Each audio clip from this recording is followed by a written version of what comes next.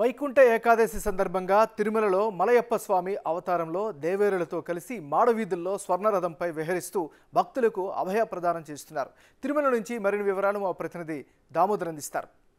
వారి ఆలయంలో స్వర్ణ రథోత్సవ వైకుంఠ ఏకాదశి సందర్భంగా మాడవీధుల్లో మలయప్ప స్వామి స్వర్ణరథంపై మాడవీధుల్లో ఊరేగుతున్న దృశ్యాలను మనం చూడవచ్చు. స్వామివారు వైకుంఠ ఏకాదశి సందర్భంగా మాడవీధుల్లో స్వర్ణరథంపై దేవేరులు కలిసి విహరిస్తూ భక్తులకు అభయ ప్రదానం చేస్తున్నారు.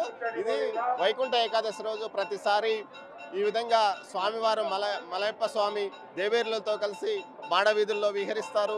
పెద్ద ఎత్తున భక్తులు మాడవీధుల్లో చేరుకొని స్వామివారి దర్శనం కోసం వేచి చూస్తున్న పరిస్థితి. మొత్తం మీద ఉదయం నుంచి వైకుంఠ ఏకాదశి సందర్భంగా పెద్ద సంఖ్యలో భక్తులు స్వామివారి దర్శనానికి మాడవీధుల్లో అంటే ఏదైతే టికెట్స్ దొరకని భక్తులు మాడవీధుల్లో చేరుకొని మలయప్ప స్వామిని దర్శించుకొని తిరిగి కూడా వెళ్తున్నారు.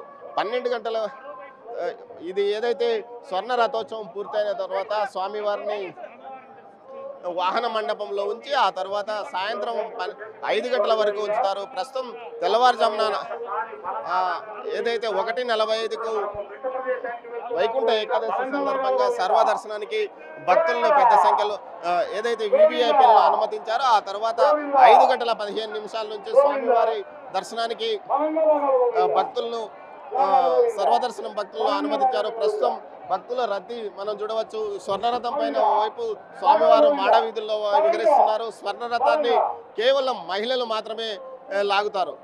మొత్తం మనం చూడవచ్చు మహిళలు కూడా పెద్ద సంఖ్యలో స్వామివారి రథాన్ని లాగుతున్న దృశ్యాలను మనం చూడవచ్చు. మొత్తం మీద స్వామివారి దర్శనం కోసం భక్తులు పెద్ద సంఖ్యలో అట్లా మాడవీధుల్లో చేరుకున్నారు. స్వామివారి రథోత్సవం సందర్భంగా భక్తులకు ఎలాంటి ఇబ్బందులు తలగకుండా మాడవీధుల్లో ఉన్న ఇరువైపులా మాడవీధుల్లో చేరుకున్న భక్తులు స్వామివారిని దర్శించుకునే విధంగా ఏర్పాటు చేశారు.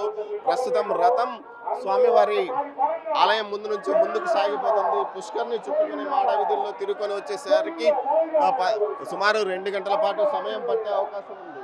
మొత్తం మీద అయితే శ్రీవారి వైకుంఠ ఏకాదశి సందర్భంగా ప్రతిరోజు స్వామివారిని 10 రోజుల పాటు ఏదైతే వైకుంఠ ద్వార దర్శనం సందర్భంగా 10 రోజుల పాటు స్వామివారిని దర్శించుకునే విధంగా చర్యలు అధికారులు తీసుకున్నారు. ప్రతిరోజు 80,000 మందికి పైగా భక్తులు స్వామివారిని దర్శించుకొని ఉన్నారు.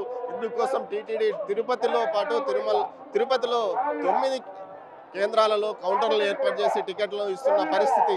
మరోవైపు స్వర్ణ రథోత్సవం ముగిసిన తర్వాత వాహన మండపంలో మలయప్ప స్వామిని ఉంచి స్వామివారి భక్తుల దర్శనార్థం ఉంచుతారు. మరోవైపు స్వామివారి దర్శనం నిరాకటంగా 10 రోజుల పాటు వైకుంఠ ద్వార దర్శనం కొనసాగడానికి పూర్తి స్థాయిలో అధికారులు చర్యలు తీసుకున్నారు.